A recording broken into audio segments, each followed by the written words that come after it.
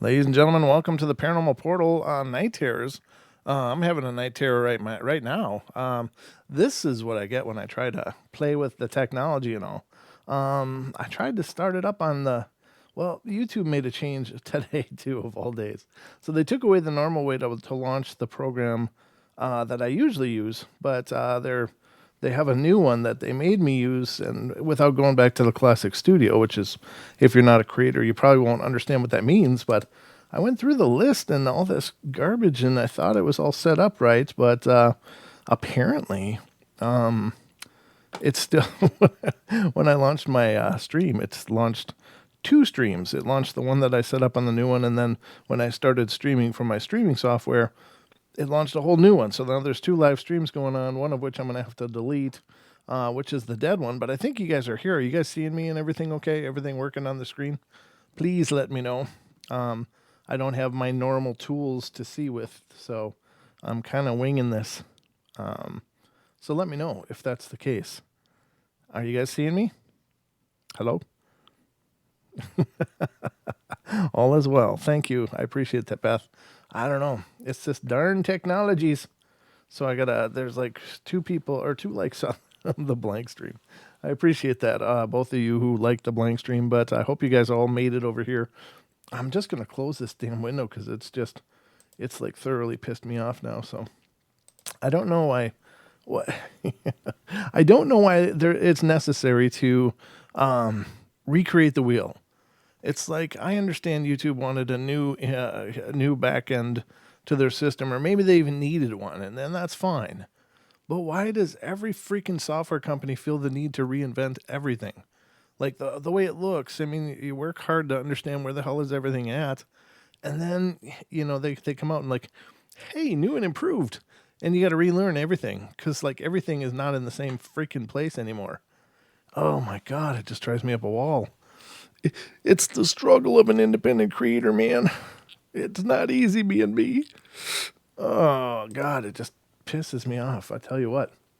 But I guess we're here. I guess we're live. I don't even know what this means right now, but I can see myself. I got it pulled up on a separate browser because it doesn't work in the normal browser that it normally does. That one was playing the deceased stream. I don't know. I guess I got some more learning to do, but I'm doing it for you guys because you guys have requested. Some of you have requested open the chat early. So I thought, hey, I'll try to open the chat early. So that's what I did. And clearly it worked out just about as well as everything else on the portal initially works out, which is not well at all. So, and that's, I guess that'll have to be okay. So I have no idea who's here, I guess I can look in this one and see who is here now. I don't know how many of you are here. I guess I do. Well, never mind. I'll just shut the hell up and read the participants here. We got Ace Age, Beth Fierce, Cameron, Deb, E Spears, Gemini Moon, Jeannie, is that Joanne? Sorry. Joanne Brown, paranormal investigator. Welcome to the show. John Nelson, that's John. John was over with me in the dead stream that never did work. And Justin, hello. Linda, how are you doing? Mogion Monster, Nessie Monster. Rachel gets it right. Smoke and Joe, the Rotman, and the Duke. I'm in here too, but it's kind of not me really, because it's a secondary account that I have for the portal, and it doesn't look like I can type in it anyway for some reason. I don't know why. Oh, maybe I can. I'm just scrolled up a little bit here. So anyway, that's the participants that I can see. I know there's more of you out there sitting back watching, and that's cool too. The phone lines are going to be open for the duration of the show, as is normally the case. If you want to call in and be a part of the show, 720-923-0500. Again, 720-923-0500, or just look above my head up in here. There's a phone number to refresh your memory in case you don't recall it right offhand. So, I didn't even point right, did I? I'm looking at my screen. I got the delay now. I don't have it in real time like usual. I guess I could pull up this and see it in real time. That's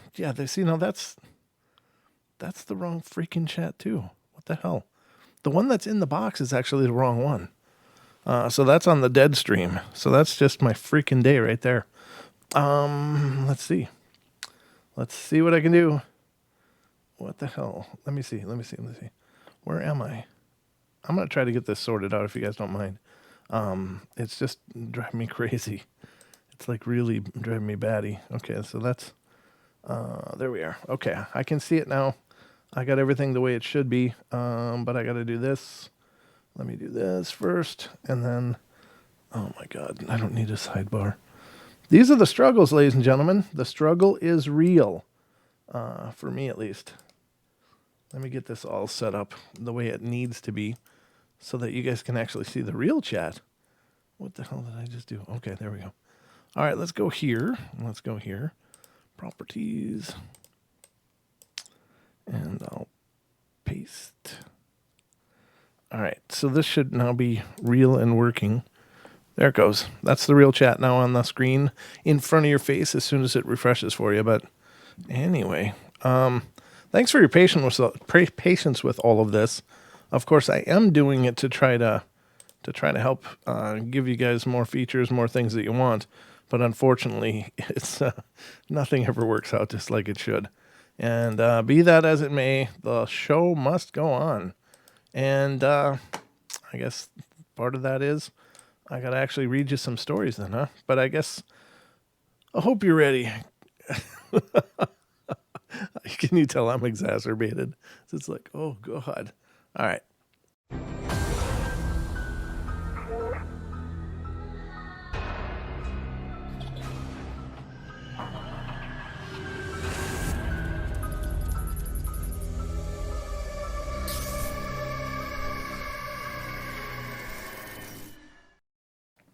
All right, we are now underway, ladies and gentlemen, here on the Night Terrors of the Paranormal Portal Night Terrors series, which used to be Bedtime Stories from Beyond, but is now called Night Terrors because of COPA implied liability. I don't need to be sued for $42,000 because the YouTube bot might say, well, it's a bedtime story. It's a kid's show for sure. And then I get sued. So that's why it's Night Terrors now. All right, so let's see if I can terrify you tonight. I got a bunch of stories pulled up, of course. It's one of the things that I do. And let's get started here. The first one's coming from California, which is a lovely place. Says, in April of this year, my dog Maddie, a 6-year-old golden retriever, got sick all of a sudden. I knew something was wrong with her because she was just opposed with her ball. What the hell does that mean? Oh, okay. She says, I mean, she always wanted to play with it.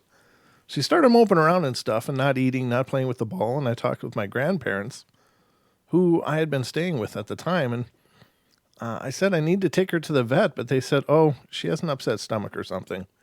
The next morning, I woke up to a really horrifying mess where Maddie was sleeping. We all rushed her to the vet, and they said she was poisoned, which is impossible, and that they would try to help her. And all day we waited, and nothing happened. And the vet said if she made it through the night, she had a better chance. 5 a.m. the next day, the vet had called and said Madison had crashed. She made it through the night and not here. I was so distraught. I was crying and just a mess. And then I went into my room to be alone. I was crying on my bed when I felt this surreal calmness come over me. And I looked over to the bathroom door and saw Maddie looking at me. What it was really was the outline of her head in the door. She had a very distinguished head outline, and she turned her head towards my mom's voice when she heard her coming, and she faded away into the door. I told my mom, and she believed me. She was just upset that she hadn't seen it. To this day, we don't really know what killed Maddie. We think it might have been a perforated valves, but we're not sure. We had her cremated, and she's always at the foot of my bed. My mom always believed Maddie and I were connected spiritually, and I believe it, excuse me, with how much I love that dog. And today, I have dreams about her and believe it's her coming back to say hello. Yeah, those pet dreams are cool. I've had those as well. They are pretty powerful things. Next story is coming from Florida, ladies and gentlemen. Florida. And it says, I don't know if this will be interesting to anyone, but I'll try to make it short, so not as long as the story I had previously written. Sorry about all that. As you probably know by now, from reading most of my stories, they are about ghosts and spirits and visits. Not all the time, mind you, but here and there, just to make my life a little more exciting and interesting. From my family members that I have transcended from this earth. My father passed 12 years ago, and unexpectedly. The week before my dad's death, I received a phone call about 7 in the morning, and I picked up the phone and said, "Hello?" Well, it was my dad. He said, "Hi, Jude. I want to move to Florida." I said, "Hi, Dad." "Hi, Jude. I want to move to Florida." I said, "Hi, Dad. What?" in a very concerned voice. And he said to me he wanted to leave and move to Florida right away. And then I said to him, "What are you talking about?" And he said, "Jude, I want to move to Florida. I'll be okay there. I just want to move to Florida. I just want to move there. I like it there. I want to get out of here." I was silent on the phone and upset to begin with, being that he was diagnosed with a rare cancer. And I know he probably was too, and his voice did sound a little weak, I thought, but it sounded very urgent, and he sounded as if he was definitely going to move. Well, I said to him, "Dad, just calm down. It'll be okay. You can't just pick up and move to Florida. What's the problem?" He said, "Jude, I have to move to Florida. I want a divorce from your mom, and I want to move to Florida. I'm not happy." At this point, I'm thinking, a divorce? He and Mom have been married 28 years. Not happy? We all weren't considering the life-threatening disease my dad was diagnosed with. What's he talking about? And I told him that I loved him and to calm down and to get some rest. And I asked him if Mom was around and asked him if she could hear what he was saying. He said, "No, she isn't here." Well, I kind of thought that odd since my mom was with him day and night and helping him cope and taking care of him. I told him not to worry about anything and I would talk to him tomorrow. My dad never called me at home. This was the first time he ever called me at my house. We were very close, being that I was his only daughter, but I found it kind of strange to receive this call from him considering he never had done this before. The last week of February and the first week of March the following year, he passed. My husband and I made plans for a trip to Fort Myers, Florida. His parents had a winter home, and our aunt and uncle weren't too far away with theirs. And when I told my boss we're in Florida, of course, he wanted us to visit his place on Sanibel Island. We both thought about it would be a nice trip for us, considering the death of my father. My husband missed him too. Fast forward to Fort Myers, Florida.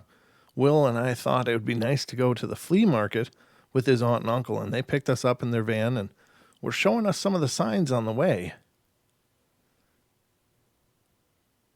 Oh, the Paranormal Portal email is paranormalportalradio@gmail.com. Just make sure you have the radio at the end.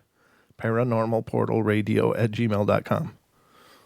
All right, so fast forward to Fort Myers, Florida. Will and I thought it would be nice to go to the flea market with his aunt and uncle, and they picked us up in their van and were showing us some of the sights on the way. My uncle stopped on the van on the side of the road, and it kind of looked like an alley, but cars would drive through. Inside a Bell's outlet, we didn't know why, and he said he missed the road and that he was supposed to take, and my aunt told him to just drive straight through this alley to the street ahead and go from there, so he did. About halfway up this alley road, I looked in front of me and to the left and seen a man walking, and actually that man looked like my dad. Same clothes, same hat, same walk. I knew it was him. He walked with his head down a bit, not straight, mind you, and I said, "Oh my God, look, there's my dad," and pointed straight ahead, and everybody looked to the head of them, and everybody was in shock. My husband, aunt, and uncle all shouted, "It is him!" We all went nuts, telling my uncle to hurry up, so my uncle sped up and we caught up with him, but only for a moment. He was right beside the van. He was holding his hat with his right hand a little over the right side of his face, as if hiding it with his head tilted down. My husband and I yelled out, "Dad, Dad!" My aunt and uncle couldn't believe this, and all of a sudden he started to walk a little quicker. I mean, before you knew it, it was almost to the end of the alley road that we were heading for, and he turned to the left and just disappeared. My uncle stopped the van to where he turned off, and we sat there for a couple of minutes in disbelief.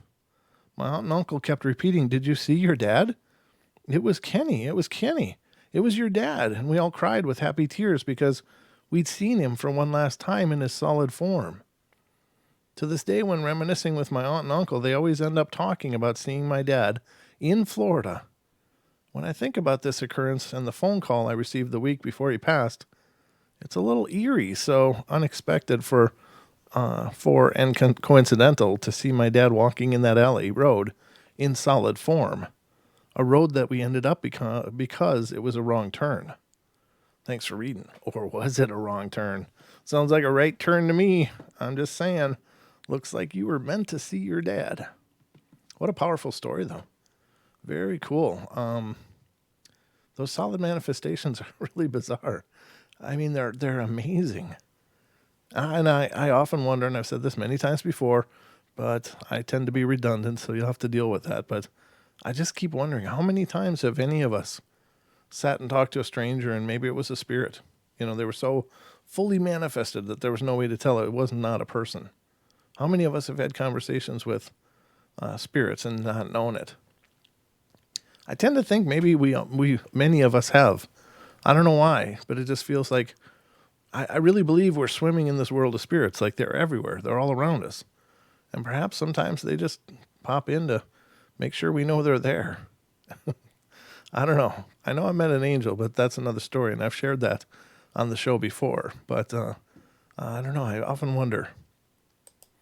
Very cool story, though. So here's another one. It says, I remember when I was in 6th grade. This one's from Minnesota, which is very cool. My old stomping grounds. Good evening to you, Heather. Thanks for coming in. Wonderful to see you. Let's see. Anything I'm missing? Everybody here? Everybody having a good time? Everybody good?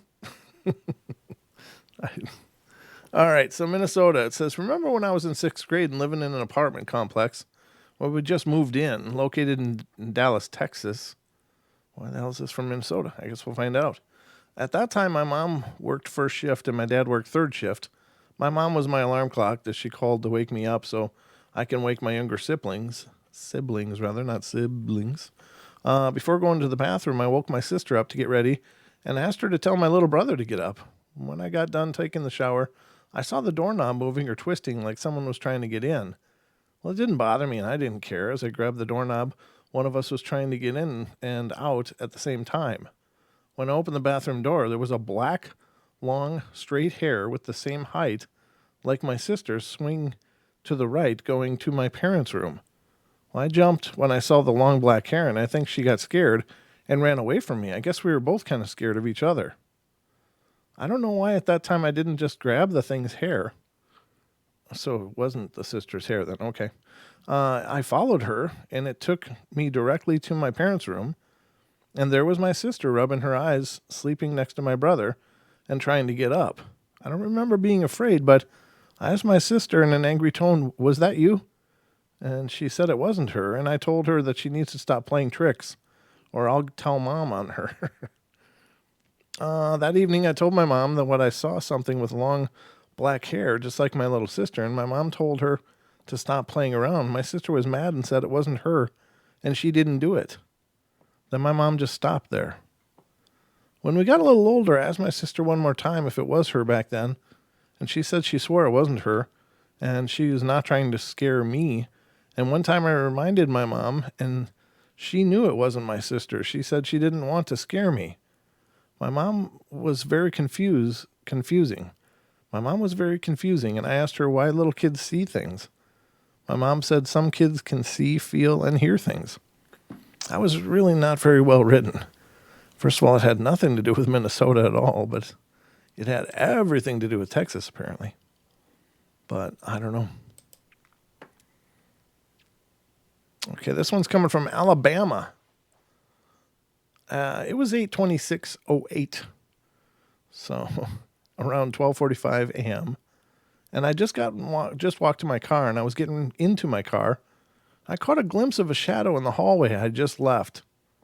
The hallway has large windows separated by sections of wall about 5 feet wide, and the shadow looked like it ducked behind one of the sections of wall. Since no one was supposed to be in that area of the hospital except employees, I had to go see if there was anybody there. This part of the hospital is almost deserted at that time of the day. When I entered the hallway, there was no one there. The way this hall is made with all glass and glass doors, I would have seen anyone that had been in there regardless of which way they ran. After checking the entire hall for none, I chalked it up to my imagination and went to my car. As I got to my car, I turned around to look at the hall again. Seeing nothing strange, I turned back to my car. As I turned, I saw a figure in a gray suit standing in front of a car across from mine. And when I blinked, the figure was gone. It's not the shadow that has me bothered, it's the figure. The last time I saw a suit like that was July 4th, 2004. My father was buried in it. I never felt any threat or hostility from the shadow, and the figure in the gray suit troubled me only because of the familiarity with the suit. I don't know what to think because my father passed away so long ago. He never came to see me at my work while he was still with us, so why would he, if it was him, show up now? Not that I would mind seeing him again. I miss and think about him every day, but I would much rather think of him being in a much better and happier place. Huh, that's very true. Yeah, you don't want to think of someone you love being earthbound and kind of stuck. But I don't know. I'm not sure what goes on when the curtain draws close. Why some people seem to choose to remain here. I don't know. There's always theories. There's dozens of theories. Unfinished business, traumatic death. They don't know they're dead. They're worried about the people that are surviving them. They're going to stick around, and any of them could be true, or all of them could be. I don't know. But I do believe that if a spirit transitions, they can then come and go as they choose. But the earthbound spirits are kind of stuck in that earthbound experience until they do eventually cross, I think. I don't know. But it's anybody's guess, I guess. I guess it's anybody's guess. I don't know. I don't make sense sometimes. It's not my fault.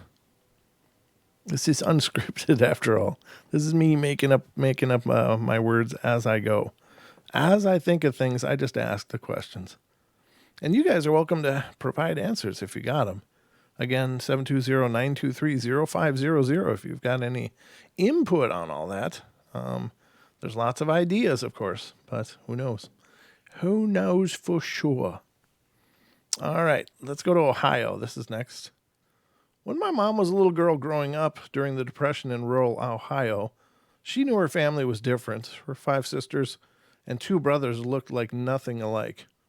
The fact that her maternal grandmother, mom's maternal grandmother was a full-blooded Cherokee Indian, originally from Kentucky, played a huge role in her life. Jewel had dark skin and hair, high cheekbones, and was of short stature, but a temper so fiery her dark eyes turned jet black and seemed to shine. One look from her and you knew to go home in a hurry. My mom remembered, and yet she was kind and loving, especially to her favorite granddaughter, Jenny. They seemed to click on a spiritual level. Seeing and hearing things seemed to draw them together, but nothing prepared the small child for a night of frightening terror. After a long, hot summer day, my mom and her 2 sisters went upstairs to bed. She couldn't get to sleep right away and lay awake, and she heard voices coming from her parents' room downstairs, but couldn't make out what they were talking about. They said that they never stayed up that late, as her father had to get up early for the next morning, and he worked for the railroad. And finally, she started to doze off when she heard the sound of footsteps on the stairs. Well, she sat up in bed expecting to see her mom walk into the room, but a woman with long black dress with buttons running from her waist to under her chin walked in. She looked right at my mother and said, "1 gone and 2 remain." That's all kinds of creepy. Strangely, neither of my mother's sisters heard this ghostly figure. Finally realizing it was not her mother, the trembling child yanked the covers over her head, and she stayed that way for a long time, barely able to breathe, sweating under the covers. She desperately wanted to wake up her sisters, but couldn't move or say a word. And at last she peeked over the edge of the blanket, and no one was there. She hardly slept at all the rest of the night. When she heard her mom, Edna, in the kitchen at daybreak, she went downstairs. "What are you doing up, Jenny?" she asked as my mother climbed up on her lap. Her eyes were filling with tears. "Did you come upstairs last night, Mama?" she asked. "Yes, I did, but you girls were sound asleep. Why?" She told her mother that a woman dressed all in black came into the room and what she said, and her mother was about to tell her father when the phone rang. After she hung up, she looked pale and shaken. Jake, that was your sister from Kentucky. Your brother just died. That leaves 2 boys left. Mom was confused. What did it have to do with the woman in black? It seems she was a death token warning of the approaching death of her father's brother. Later, she asked her grandmother, Jewel, about it, and she reassured her it was real. In fact, she believed my mother had inherited her ability to see them.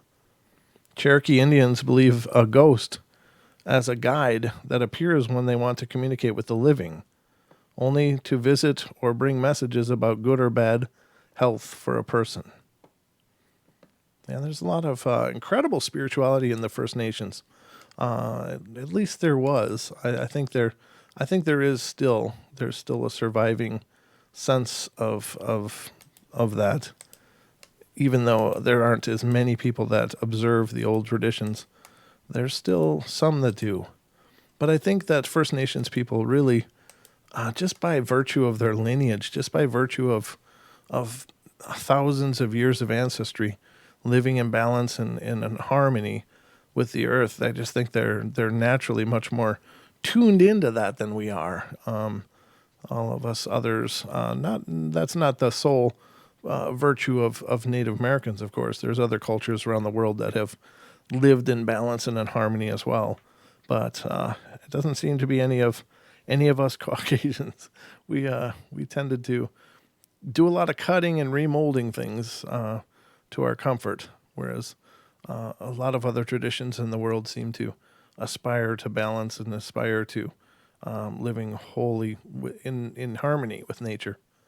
But I don't know. Not that there wasn't wars and other ugliness between them. It's not like they were just a peaceful, happy people all the time either. I mean, every culture has had their history of wars and conflict, but at least outside of wars, they tended to be pretty harmonious with their surroundings.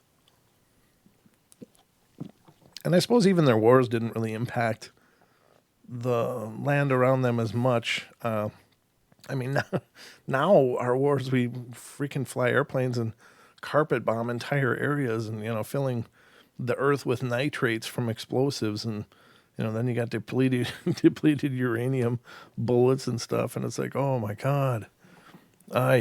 Just makes you wonder. But anyway, let's continue our journey here on the Night Terrors, formerly Bedtime Stories from Beyond.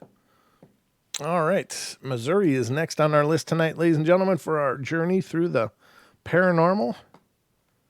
Oh, you know what? I probably have to do that. That's the way my head works, ladies and gentlemen. Just thought of something I forgot to do, or maybe forgot isn't the right word, but I should have done. So, Missouri, this all started around the Christmas of 2007. After that Christmas, I began to feel like someone was watching me, watching my every move, so I suspected that there was a ghost, but I wasn't quite sure of it. It had begun to get more and more paranormal. I had felt a very cold chill every time I walked into my room to play video games, and at first I started to think that there was nothing there, but for all I knew, the ghost could strike at any time. When my friend spent the night at the house, we both felt the chill, almost like if someone was walking past us. And then it got even worse. In 2008, we were both starting to see lights flicker and turn off. We checked the lights in the morning, and they were working completely fine, and we decided to use my video camera to look in the air vent, and then we saw it. It appeared as a streak of light with rainbow colors outlining it, and we could only see it with the camera. It seemed as if it was dancing in the vent, and a few days later, me and my friends looked in the other vents with the camera, but found nothing. Then the tricks were pulled out. The ghost will sometimes tend to shake up my soda. Shake up my soda when I'm not looking. And the soda sprays all over me. And somewhere around one month from that, when my friend came over and I was home alone with my friend, we were cracking ourselves up by chanting and shouting, "Nationwide is on your side." And we were playing video games at that time. And then all of a sudden the TV turned off, which officially freaked us out. We considered that we probably ticked the ghost off by repeatedly saying, "Nationwide is on your side," so we didn't ever chant and shout that at my house again. Now we have been trying to catch more on my video camera, and we were thinking it just might work. Nationwide is on your side. Well, I guess if a kid rechanted the same thing as children can do for hours on end, I'm sure even the undead would probably get a little tired of that. Time for that crap to be over. Oh my God. Yeesh, excuse me. That was just a water burp, but it hit me hard. Sorry about that. And these are the musical movements of my body are also featured on the Paranormal Portal, ladies and gentlemen. Ay, ay, ay. I'm really not a pig. I'm really, usually I try to have really good manners, but I can't help that my microphone is more sensitive than maybe it needs to be. But here we go. I'd like to share with everybody, this is from Minnesota, allegedly. We'll see if this one's actually is. I'd like to share with everybody the most recent investigation. Wait a minute. No, we're not reading this. I'm not doing investigation stories. They are not narratively compelling. They can include some really cool information, but it's not a bedtime story or a night terror story kind of format. So it's like reading a recipe most of the time. And as much as I love some food, I don't really care to read recipes. This one's Wyoming. In September of 2005, I was transferred for work to Riverton, Wyoming. I found a nice little 2-bedroom apartment on the top floor of a small apartment complex. I got everything unpacked and set up just how I wanted it. I never felt quite comfortable in the apartment, but I just figured it was because it was my first time being away from home and living by myself. I had many strange things happen in the apartment, like the lights and TV being off when I knew I had turned them on, but I just ignored them. I continued to tell myself it was all in my head, and I'd pass the time by going to a coworker's houses or talking on the phone to my friends and family, and finally something did happen. One night in November 2005 caused me to no longer be able to ignore all the strange happenings in the apartment. I had my room set up with my bed under the window, in the middle of the room with my dresser on one side and my vanity on the other side. There was a ceiling fan above my bed, and I always used to pull the string to turn the lights on and off, so I didn't have to walk across the room in the dark to get into bed. I went to bed around 10 o'clock that night, and I fell asleep easily and didn't wake up until around 3 a.m. when I woke up to a little girl sitting on the stand in front of my vanity. She was young. Oh, I guess it's not very little. Probably around 20. She had very long black hair and was wearing a long white nightgown, and when I woke up, she turned around and said her name was Emily Barbiton. I'm not sure of the spelling on that last name, but that's how it sounded, and this was her room. Well, I freaked out and started to scream, jumped up on my bed and pulled the chain on the light, and then she was gone. I saw Emily one more time about a month later. I had gotten 2 cats to help me not feel so alone and uncomfortable all the time, and I was woken up at 3 a.m. by my cats freaking out. When I opened my eyes, I saw Emily hovering over the top of me. I couldn't move or scream, and I just stared at her, and after what seemed to be an hour, but I'm sure it was just a few seconds, she just vanished. After the second time I had a run-in with Emily, I could no longer live in that apartment. I found a new place to live, and I moved out. I've not seen her since, and I asked around to see if anyone knew anything about my apartment or that name, and no one had any idea why these things had happened. I sometimes wonder about what caused Emily to become a ghost. I'm going to go with she probably died. I mean, what kind of question is that? How did she become a ghost? I probably died, I'm thinking. And why she made herself known to me. I don't know. That part I can't answer. But I think I got the why she's a ghost thing figured out. Just saying. All right, now we're going to Georgia. I was writing this in hopes of somebody being able to explain it. I live in the rural area of northern Georgia, but this experience began about 6,000 miles away 26 years ago. When I was growing up, my dad was in the Navy and we moved to Hawaii when I was 11 years old. My sister was 14.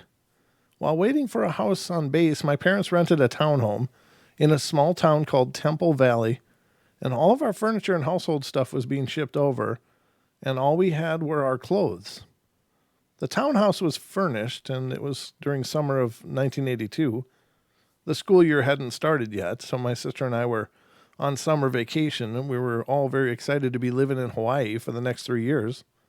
My dad, being a big football fan, had cable TV hooked up the first thing.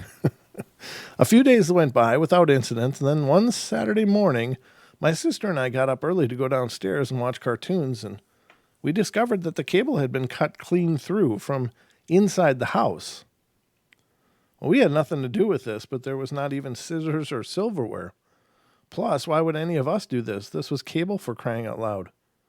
Then one night I woke up and was staring at a small fan that was on a chair next to my bed, and I realized I was about to stick my finger into the blades and was powerless to stop. I remember thinking, this is going to hurt. Well, it did. It almost cut off my pinky. Jesus. The people who owned this townhouse were living in Australia. They had a daughter who attempted suicide and was in a mental hospital somewhere. My sister had her old room, and my mom and sister found a diary in my sister's closet. Being nosy, they decided to read it. It contained just normal teenage girl stuff, but the last page was written backwards, and it looked like someone else wrote it. They, had to hold it up to a mirror to read it. It contained very disturbing thoughts, her ideas on how to end her life. Her dad took it to the dumpster, which was for the entire complex, and the next morning it was on our doorstep. I know this sounds crazy, but I swear it's true. We were constantly mad at each other in that townhouse, and we played really cruel, practical jokes on each other, crossing the line of just having fun. There were other things too, lights turning on and off by themselves, doors slamming in the night, all the furniture was upside down. One morning, all the cupboards were open, which is weird. And there was a huge cemetery down the street called Valley of the Temples. The local elders would tell us stories about the brutality of King Kamehameha. The Valley of the Temples was, according to the Hawaiians, the resting place of the king's wives, children, and servants. The locals would tell us that where the townhomes were full of kapuakua, which means forbidden gods, or what Christians would call demons. We finally moved to our house on base, and the strange things stopped, and our normal personalities returned. Now here I am in Georgia, and things are starting again. 26 years later, I moved into a house that was built in the 90s, and the neighborhood is the only development ever on this land. At least that's what the Cherokee County claims. But we know for a fact that Civil War battles were fought in this area. My sister and her young daughter live with me here when I first moved in. Her daughter's name was Lexi, and at that time, she was about 7 years old with long blonde hair. One morning I was shaving in the mirror, and I could swore I saw Lexi go running down the hall. I knew my sister was already at work, so I wondered what Lexi was doing home. I went to find her and ask her why her mom didn't take her to school, but I was the only one in the house. I called my sister and asked if Lexi was at school, and she was. My dog was staring at the stairs one night and would not look away. I thought, okay, he's just being a dog. Who knows? A while later, I got up to go get a soda and glanced at the stairs, and for a split second, I saw what I thought was Lexi sitting on the stairs, and then she was gone. Frequently, my dog looks like he's watching something move across the room, sometimes whimpering and or growling, and I woke up one night and thought I saw Lexi sitting at the foot of my bed with her back to me. Also, my dog was staring at me, and I turned on the light, and no one was there. Other weird things are happening. The air conditioning vent in the floor is found out of his hole and upside down. My laptop plug literally flew out of the wall one night before my eyes. Clothing and small knickknacks are missing. And there's a small storage room in the garage that my dog refuses to go into. I opened a pack of lunch meat, his favorite treat, put the whole thing in the room once. He didn't want anything to do with that room. When I go in there, he totally freaks out, barking, growling, drooling, crying, jumping, and pacing around. He's a yellow lab and usually very calm and easygoing. Sometimes I get the same creepy feelings that I had in Temple Valley. It's a feeling that something is very wrong in the house. I've tried to research this area to see what was here during the Civil War, but I come to a dead end every time. Let me know what you guys think of this. Believe me, I know it sounds weird, but I swear it's all true. Well, I believe you. I think that's, especially if it was a Civil War battlefield. My God, those were, the imprints of brutality and suffering and agony and pain. And those, I mean, there is no such thing as a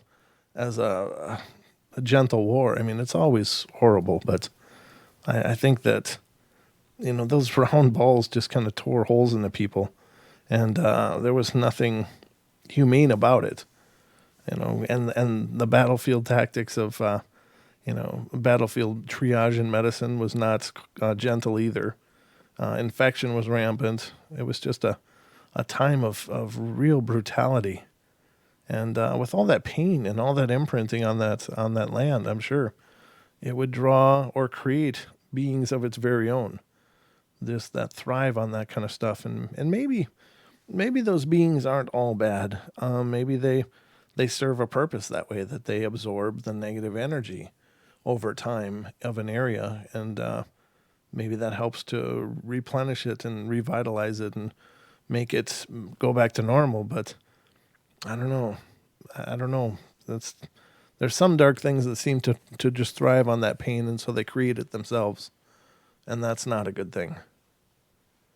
So we got time for about one more. Ooh, this one sounds kind of dark.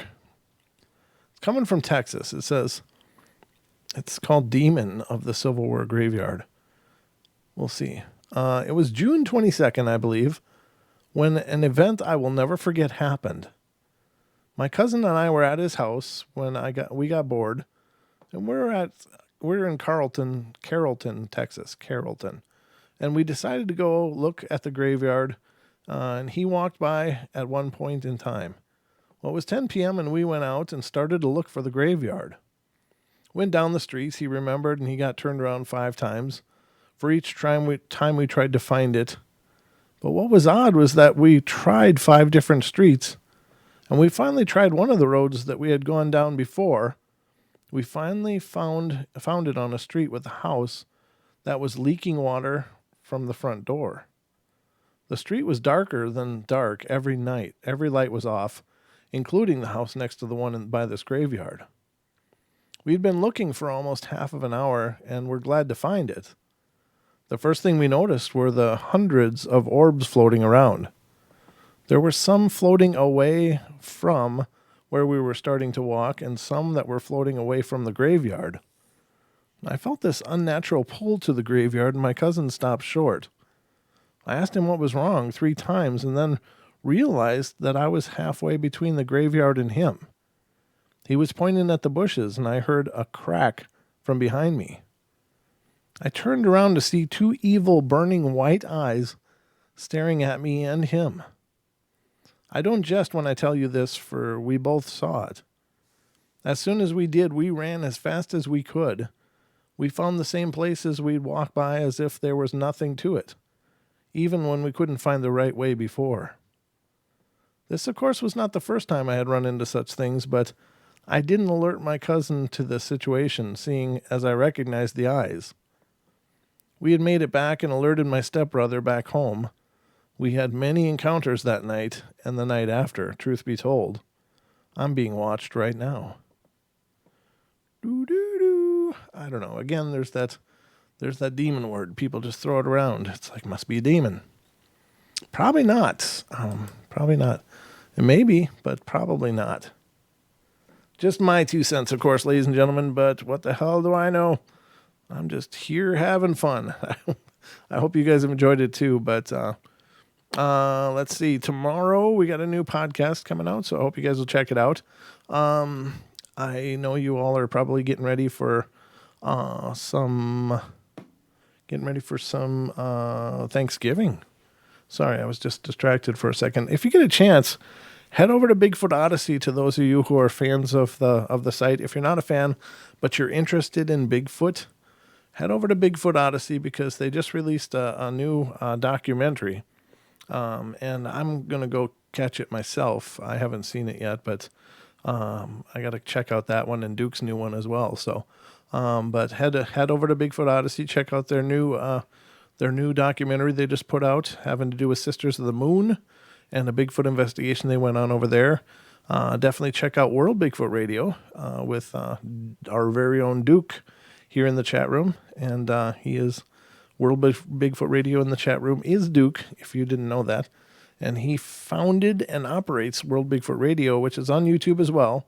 And it's also a internet radio show on TFR Live, iHeart, TuneIn, and TalkStream Live. So lots of great stuff available out there. Definitely check out our good friend Cade Moya's podcast, the Believe Podcast. And that's there's a new one of those out as well. I haven't linked it to our Paranormal Portal radio site on Facebook yet, but always a great show.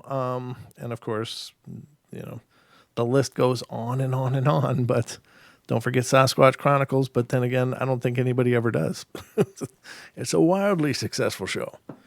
So anyway, and the confessionals, of course, too. So, but I guess that's going to wrap it up for me tonight, guys. I got to do some more figuring and figure out how to launch using that other one, because I have a feeling YouTube's going to phase out this old one that I used for tonight's show. The new one that I was trying to use did not launch correctly, so I got some troubleshooting to do too. But anyway, I love you all. Be good, be kind, be nice. Take care of each other. Help each other out. Find the magic in every day, and laugh as much as you can. Good night, everybody. I love you guys, and have a great night. And if you're not able to come back tomorrow night for Don and I for our 2-hour show, I hope you will. But we're definitely going to want to wish you a happy Thanksgiving. I'm not sure if I'm going to do a show on Thursday night or not. I'm thinking I might take Thursday night off just because I've never taken nights off. I'm always doing shows for years now, and I think I've been doing the bedtime stories, which are night terrors now, for about a year, and I'm thinking a night without having to do a show would be kind of nice. And besides, you guys should be spending the time with your family. You guys are my family too, don't get me wrong.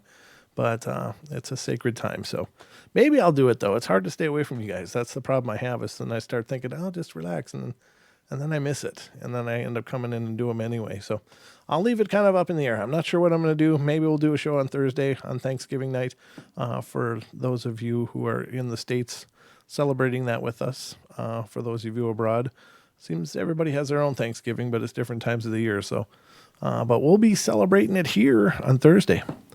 So anyway, love you guys. Have a great night. And I will be back tomorrow night with Dawn, and we'll continue from there. Thanksgiving marathon. Are you freaking kidding me? I don't think I've still recovered from the Halloween one, Duke. That was a hell of a long run. It was only 8 hours, but it's 8 hours of talking and sharing and discussing, continuously. So it was a lot of work, but it was a really cool experience. Anyway, you can check that out if you want to check out our Halloween marathon that we did, the Parathon we called it. That's Don's title. Very good job, Don. It's still a good idea. Check it out. It's on our YouTube playlist. But follow us on Facebook, facebook.com/Paranormal Portal Radio.